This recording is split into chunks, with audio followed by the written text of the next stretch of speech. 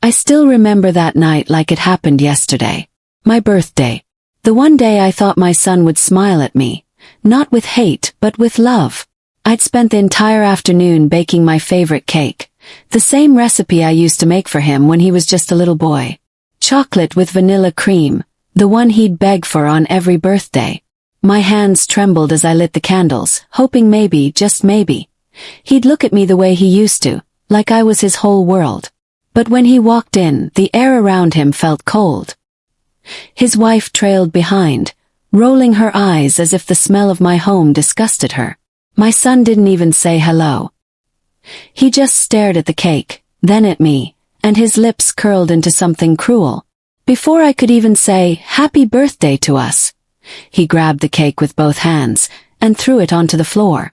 The candles went out in a hiss, frosting splattering across my slippers. He looked straight into my eyes and said, "Eat it if you want it so bad." For a moment the world stopped. I could hear my own heartbeat echoing in my ears. His wife laughed softly, whispering something about old women and their drama. I wanted to cry, to scream, to remind him of the nights I stayed awake feeding him soup when he was sick, the nights I prayed for him when he was lost in bad company. But all I could do was stare at the mess on the floor, the cake I baked with love now crushed under his shoes. I bent down slowly, my knees aching, my eyes filled with tears. I wasn't picking up the cake because he told me to. I was picking it up because it was the last piece of love I had left for him. He turned away, disgusted, muttering something about how I was embarrassing him again. When they left, I sat there for hours in silence. The smell of chocolate still lingered, mixed with humiliation and heartbreak. I stared at the flickering candlelight that never got blown for a wish. I had nothing left to say, nothing left to lose. That night, I walked to the small drawer by my bed where I kept my late husband's old journal. Inside it was a key my son never knew existed. The key to the account where his father had saved every dollar for his future. But over the years I had moved it all. Every cent. Every investment. Quietly. Secretly. Because something inside me always feared that love would turn into greed. And that night, as I held that key in my trembling hand, I knew I wasn't just a broken mother anymore. I was a woman who had been betrayed by the very soul she gave life to. Tell me, if your own child humiliated you like that, would you forgive them? Or would you let life teach them the lesson they deserve? Speech balloon comment below. I want to hear your heart. I didn't sleep that night. I sat by the window, watching the rain fall softly against the glass. Every drop felt like a memory washing away. His first steps, his laughter, the way he used to call me mommy when he was scared. I thought maybe I'd done something wrong as a mother. Maybe I loved too much. Maybe I forgave too easily. By morning my tears had dried, and something inside me had changed. I made a cup of tea, turned on the small lamp beside the couch, and started writing a letter. Not to him but to myself. Promise. That from that day forward, I would no longer beg for love from someone who only saw me as a burden. Later that week my son came back, not to apologize but to ask for money. His voice was soft, sweet even, pretending like nothing had happened. He said he needed funds for a business opportunity. I looked into his eyes, and for a moment I almost believed the lie. But then I remembered the cake, the laughter, the humiliation. I smiled gently and said, "Of course, dear. I'll take care of everything tomorrow." That night, I transferred the last bit of funds from his name to mine. Not out of revenge, but out of peace. Because sometimes karma doesn't need to shout, it whispers. The next day when the bank called him, his tone changed. His arrogance cracked. And I sat in my quiet living room, sipping my tea, hearing him shout over the phone in disbelief. "Mom, the account's empty. What did you do?" I didn't say a word. I just looked at the empty space where that cake once sat and whispered to myself, "You threw away more than a cake, my son. You threw away your mother." And that was just the beginning. The call from my son that morning was just the beginning of the storm he had built for himself. His voice cracked through the speaker, filled with anger and disbelief. Mom, what do you mean the account's empty? I checked it yesterday. Where's the money? I stayed silent for a moment, stirring my tea as if his panic was nothing more than the sound of distant thunder. Oh, that old account, I finally said, pretending to remember. I thought you didn't care about my money, darling. Isn't that what you told your wife? He went quiet. I could hear him breathing hard, the way he used to when he was caught lying as a child. This isn't funny, Mom. That was my inheritance. Dad left that for me. His words sliced deeper than he knew. I wanted to tell him that his father left that money for us. For the family. For the love we built together. But greed had eaten the heart that once loved me. I'm sure your father's looking down, I said softly, and realizing how differently love turns when money walks into the room. He hung up without another word. That day my home felt both quiet and alive. Quiet because I was alone again, but alive because for the first time in years, I felt something I hadn't felt since my husband died. Control. I wasn't powerless anymore. By evening, a black car pulled into my driveway. My son's wife stepped out, wearing sunglasses even though the sun had already set. She didn't greet me. She didn't smile. She just stood there, tapping her nails against her phone. We need to talk, she said. I let her in. She walked through my home like it was a crime scene, her perfume heavy and expensive. Listen, she began. I don't know what game you're playing, but you better fix it. You've ruined everything. The house payments are due, the bank's frozen our accounts. What did you do? I smiled faintly. Maybe you should ask your husband, I said. She scoffed. You old women are all the same. Bitter. Controlling. Do you even realize he's been trying to build something for us? I leaned forward slightly, my voice calm but sharp. Yes, dear. I built something for him too. It's called his life. And he's destroying it one choice at a time. For a second her mask cracked. I saw fear flash in her eyes, then anger, then something even darker. You'll regret this, she hissed before storming out the door. As the sound of her car faded, I sat there alone again, but not broken.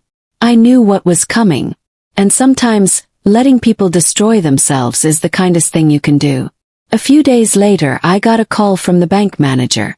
Ma'am, he said politely, there's been an attempt to transfer property titles from your late husband's name to your son's account. We flagged it because you're still listed as co-owner. My heart sank, but I didn't show it. Thank you, I said. Please freeze any future requests. Everything must remain under my authorization only. That night, as I looked through the old photo albums, I found a picture of my son when he was 10, smiling proudly next to the same house he was now trying to steal. His eyes back then were full of innocence and love. I traced my finger over that photo and whispered, "Where did you go, my boy? Tell me honestly. Do you think people change, or does greed just uncover who they really were all along?" Speech balloon, comment your thoughts. I want to know what you believe. The next morning I woke up to a loud knock on my door. It was a man in a suit, a real estate agent. "Mrs. Reynolds," he said cautiously, "your son told us this property was ready for sale. We just need your signature to finalize it." I smiled calmly. "Oh dear," I said. "Did he tell you I'm still alive?" The man's eyes widened. He apologized, realizing the situation, and left immediately. I closed the door behind him and exhaled deeply. My hands were shaking, not from fear but from disbelief. My own son had tried to sell the roof over my head. That night I sat in the dark, thinking of my late husband's voice, the way he used to say, "You can forgive mistakes, Margaret, but don't ever forgive cruelty." I finally understood what he meant. The next morning I dressed neatly, pinned my silver hair back, and went to the courthouse. I didn't go there to punish him. I went there to protect what was left of me. By evening, all his financial access was revoked. Every asset, every share, every property tied to my name was sealed. When my son found out, he came to my door again. This time his arrogance was gone. His eyes were red, his voice trembling. "Mom, please," he said. "I made a mistake. I didn't mean it." We just needed the money. I looked at him quietly, tears in my own eyes. You didn't need the money, son, I whispered. You needed a heart. He fell silent. Behind him, his wife stood with crossed arms, her expression cold. I knew then that love was never going to save him. Only loss would. And so I closed the door. Gently. That night I could feel my heart ache like never before. But deep inside, a strange peace began to grow. Sometimes the greatest act of love is letting someone face the life they've built. But I didn't know then that karma wasn't finished with them yet. Because just when I thought I had taken back my peace, fate decided to give me a front row seat to their fall. For a few days, the house was silent again. The quiet used to feel lonely, but now it felt powerful. I could finally breathe without fear of being insulted in my own home. I would sit by the window every morning with my cup of tea, watching the world move on, while somewhere out there, my son was learning what happens when greed outgrows love. A week passed before I heard anything. Then one morning the phone rang. It was the same bank manager again. His voice nervous and low. Mrs. Reynolds, he said, I thought you should know. Your son's company filed for bankruptcy this morning. I froze, the spoon in my hand trembling. Bankruptcy? I whispered. Yes, ma'am. It appears there were several illegal transactions under his partner's name. They're under investigation now. I thanked him and hung up. For a long time I sat in silence, staring at the cup in front of me. I didn't smile. I didn't celebrate. I just felt this strange mix of sorrow and relief, like watching a storm finally destroy the house you warned them not to build on sand. That evening my son showed up again. His clothes were messy, his eyes hollow, his face pale. He didn't knock. He just walked in and fell onto the couch, covering his face with his hands. Mom, he whispered, his voice breaking. It's all gone. The business, the money, the house. Everything. They took everything. I looked at him for a long moment. He was no longer the proud man who threw my cake on the floor. He looked like a lost boy again, scared and small. I wanted to hold him, to tell him everything would be okay. But the image of that birthday night kept flashing in my mind. His voice, his words, the look in his eyes when he humiliated me. What happened? I asked quietly. He shook his head. It was my wife. She took loans in my name. Used the money to buy things, expensive things, cars, jewelry, trips. I didn't even know. When I found out, she said she'd fix it. And now she's gone, Mom. She's gone. My heart sank. I had never wished pain on him, only realization. And now that realization had come wrapped in ruin. I sat beside him, slowly placing a trembling hand on his shoulder. Do you remember what I told you when you were a child? I said softly. That life always comes back around. That what we give, we get. He nodded weakly, tears running down his face. I remember, he said. I just didn't think it would be this fast. For the first time in years, my son cried in front of me. I cried too. Not because I pitied him, but because somewhere inside I still loved him with the same heart he broke. Tell me honestly. If someone you loved hurt you so deeply and karma finally found them, would you feel happy? Or would it still break your heart? Beach balloon, tell me below. I want to know your truth. After that night, things moved quickly. His wife disappeared without a trace, and the news spread fast. Their mansion was seized. Cars were repossessed. People whispered, neighbors gossiped, but I stayed silent. I didn't tell anyone that I had moved the money years ago. I didn't need to. One morning, I found him sitting outside my house again, this time with nothing but a small bag beside him. I don't know where else to go, he said quietly. I looked at him through the screen door. You still have me, I said softly, if you're ready to find yourself again. For a while he stayed with me. He'd wake up early, help around the house, cook meals, even fix the old porch he once ignored. There was a gentleness in him I hadn't seen in years. But I knew guilt was what softened him, not peace. And guilt can be a cruel teacher. One afternoon, while cleaning, he found the old family photo album. He sat down and started flipping through it, the birthdays, the trips, the laughter. When he reached the photo of my cake, his hands froze. It was the same cake he'd once loved so much. "Mom," he said quietly, his eyes wet. "I don't deserve you." I smiled faintly. "You didn't deserve what you did to me either. But life has its way of giving back what we send out." He nodded, unable to speak. That night, he came to my room, standing awkwardly by the door. "I don't know how to make it right," he said. "You don't have to make it right," I replied. "You just have to stop making it wrong." He walked away silently. But fate wasn't done with us yet. A week later there was another knock at the door. When I opened it, 2 officers stood outside. They asked for my son. My heart stopped.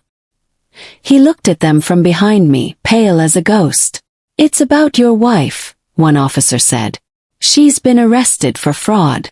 But we found your signature on several of the documents." His face turned white. "I didn't sign anything," he whispered. The officers exchanged a glance. "Then you'll need to prove that in court." As they led him away, I stood there frozen, my hands gripping the doorframe. My knees felt weak, my heart heavy. Watching my son being taken away felt like losing him all over again. That night, I sat alone in the same chair where my birthday cake once fell. The same spot where everything began. I stared at the empty space and whispered, "Karma doesn't forget, does it?" The house was quiet. Too quiet. And though I had finally found my justice, it didn't feel sweet. It felt heavy, like the cost of love lost forever. But deep down I knew something else was coming. Something that would make me realize that sometimes even karma has a heart. The night my son was taken away, I couldn't sleep. The ticking of the old clock echoed through the house like footsteps of time itself, reminding me of every choice, every word, every moment that led us here. I sat by the window, the same window where I had watched the rain the night he threw my cake to the floor. Only this time I wasn't crying. I was empty, like a candle that had burned too long. For the next few weeks, I visited him at the county jail. Each time, his eyes were duller, his face thinner, but his voice softer. The arrogance was gone. What remained was regret. He would sit across the glass and whisper, "I didn't sign anything, Mom. I swear." And though I believed him, I also knew that karma doesn't always punish just the guilty. Sometimes it drags the innocent through fire so they learn the weight of their choices. I brought him food, books, and my quiet company. We didn't talk much about the past. It was like trying to heal a wound that never stopped bleeding. But slowly, through silence, something began to grow again. Something small and fragile. Maybe forgiveness. Maybe just understanding. One day, as I sat across from him, he finally asked, "Mom, why didn't you tell me about the money? About Dad's account? You could have saved me." I smiled faintly. "If I'd saved you," I said, "you would have never learned what you destroyed." He looked away, his lips trembling. "I lost everything."